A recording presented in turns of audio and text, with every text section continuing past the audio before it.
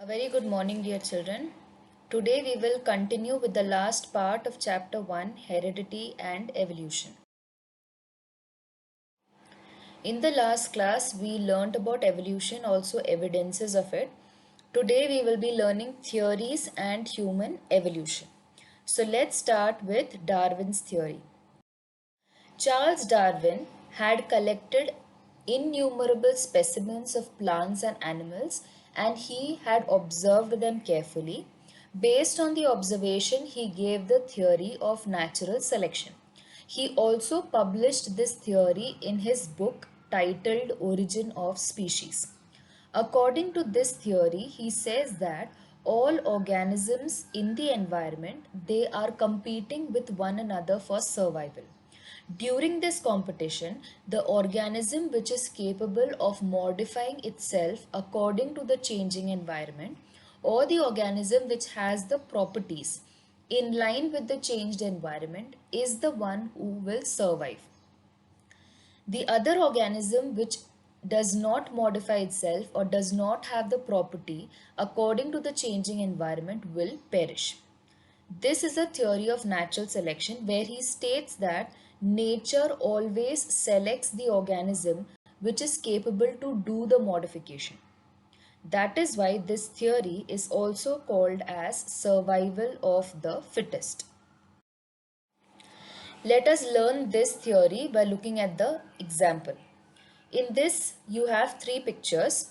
In the first picture, you have two types of mice, one which is black colored and one which is tan. These mice, they are in a region where there are black rocks. In the second picture, you will see that the number of tan mice have reduced.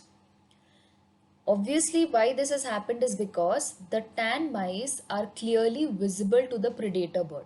So the predator bird will consume the tan mice, and when these mice which are left, when they go on to the next generation and they reproduce, the next generation will have more number of black mice as compared to tan mice.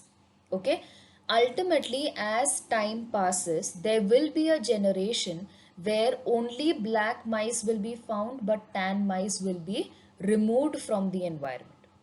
Okay, let's look at the explanation.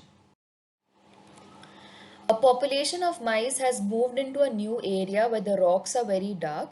Due to natural genetic variation, some mice are black while others are tan. Some mice are eaten by birds, which are those tan mice being more visible to predatory birds than black mice. Therefore, tan mice are eaten at higher frequency than the black ones. Only the surviving ones reach reproductive age and leave offspring. Mice reproduce, giving next generation. And which one among them will be higher in number? Black mice had a higher chance of leaving offspring than the tan mice. The next generation contains higher fraction of black mice than the previous generation. Okay, let's look at another example. Here you have two differently colored butterflies. One is yellow and the other one is brown. Here currently they are equal in number, and because they are competing for survival, they are going to reproduce to increase the number of offsprings. The yellow caterpillar, because it is clearly visible to the birds, is going to be eaten up by the bird. However, the brown colored caterpillars, they are not visible and therefore they develop into butterflies. If you look at the fourth picture, the number of brown butterflies, they are more than the yellow ones. Why has this happened is because nature has selected the brown butterfly to survive because it had properties in line with the environment. This is the theory of natural selection. Darwin's theory of natural selection was widely accepted for long duration, but many objections were raised against the theory. Some of the main objections were that natural selection is not the only factor that is responsible for evolution. Second was that Darwin did not mention any explanation about the modifications, And he also did not explain about the slow changes that lead to selection. Irrespective of all these objections, Darwin's work on evolution had definitely been a milestone. Lamarckism. Jean-Baptiste Lamarck was a person who said that morphological changes are responsible for evolution. Morphology is a term which we've already learnt in the earlier classes. And we know that morphology is the external shape and structure of an organism. So, according to his theory, he says that the structure and the shape of an organism changes depending upon which activities that organism is doing.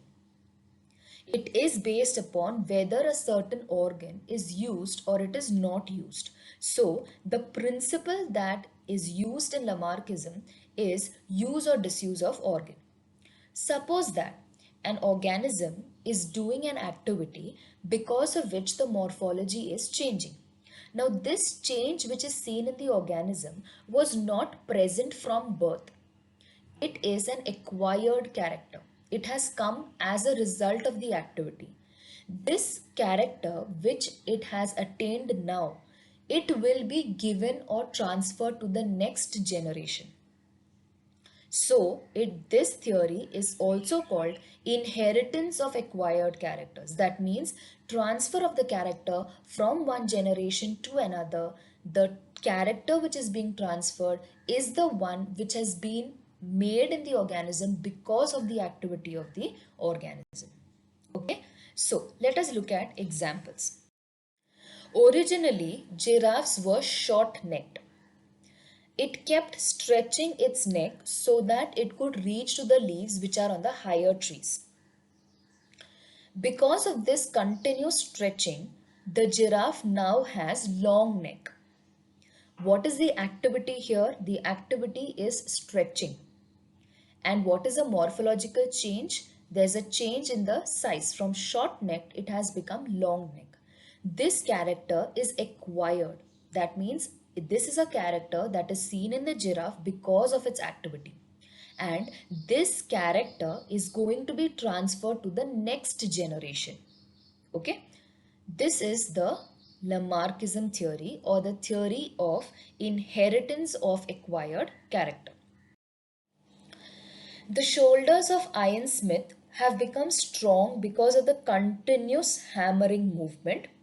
Similarly, we know that swan and duck, they live in water, and because of the continuous movement in the water, they have used their legs for swimming, and that is why morphologically the leg has changed. Okay. The wings of birds like ostrich, emu, they have become weak. Why? Because they have never used their wings for flying. Similarly, snakes have lost their leg because of the continuous burrowing habit. If you consider the examples which we just now took, the example of giraffe, swan, duck, Ian Smith, it showed morphological changes because of the use of certain organs. Similarly, if you look at the examples of ostrich, emu, snakes, the morphological changes brought in them was because of the disuse of certain organs.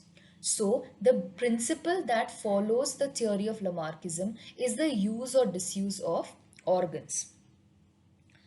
Now, in Lamarckism's theory, part of the theory was accepted. What was a part of theory that was accepted?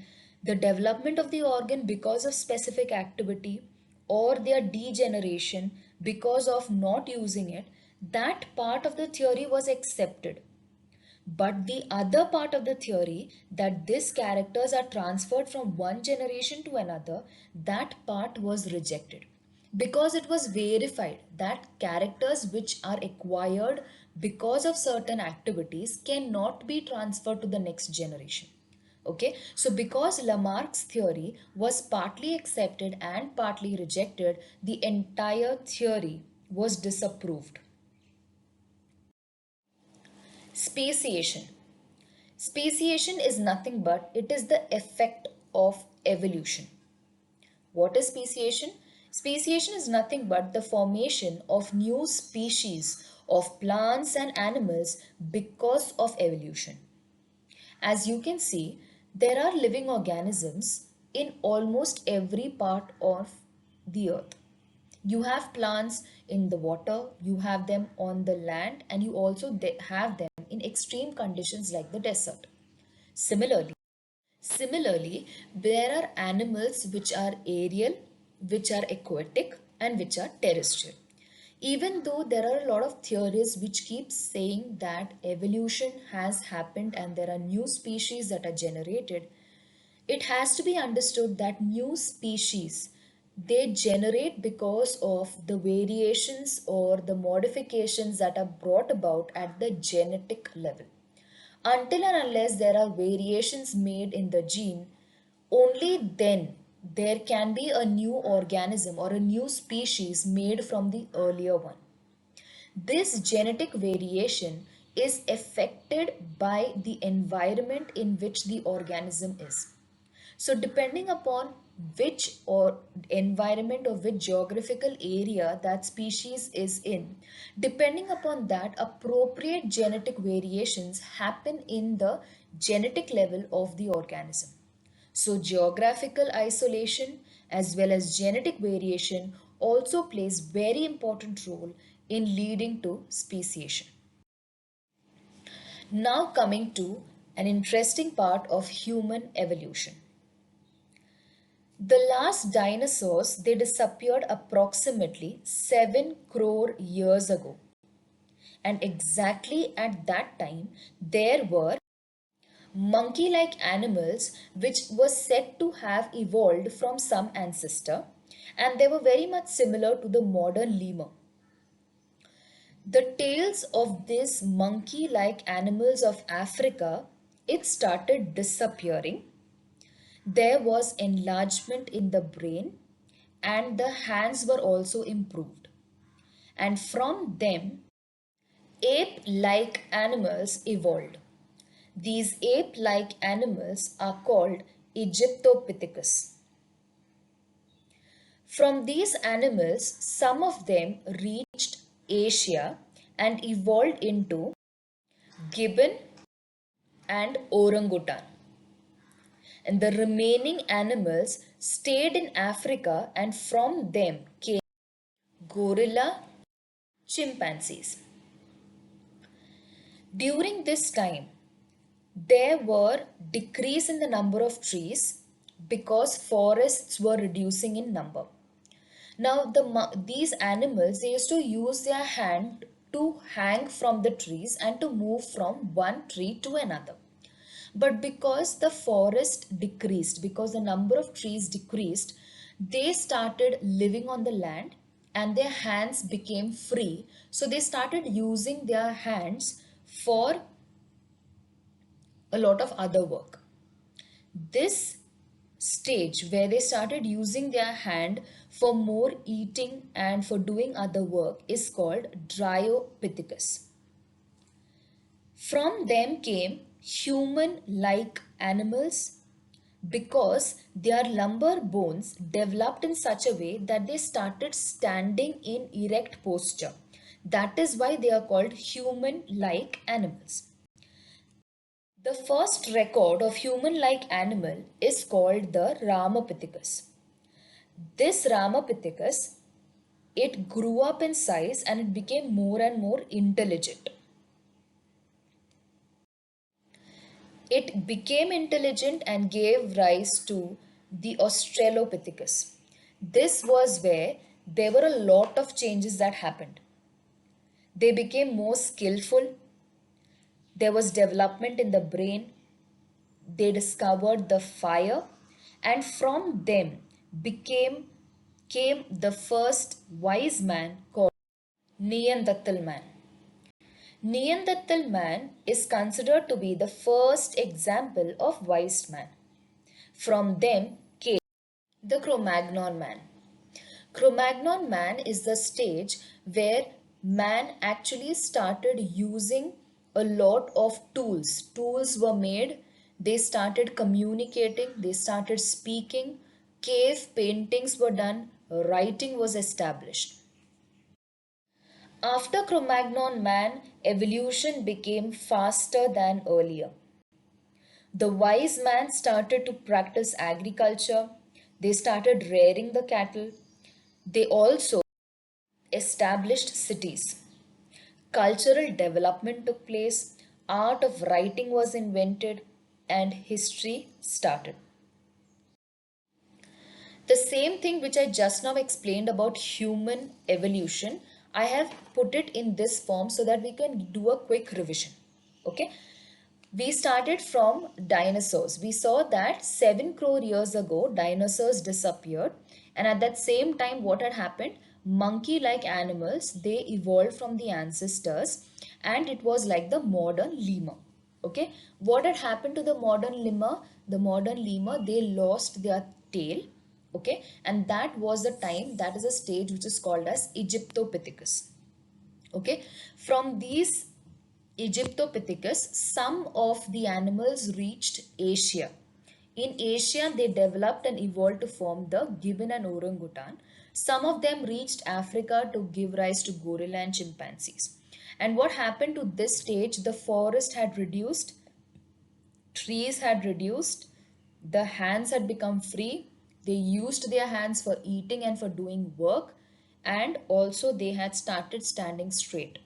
Okay, so this is a stage that is called Dryopithecus. From them, then, because they had started standing straight and they had become more and more intelligent, that became the first human like animal, which was called Ramapithecus. Okay, Ramapithecus became more skinful and they had invented fire. That stage is called Australopithecus. As then, from the Australopithecus stage, they became more and more intelligent, they became more wise, and the first wise man is called the Neanderthal.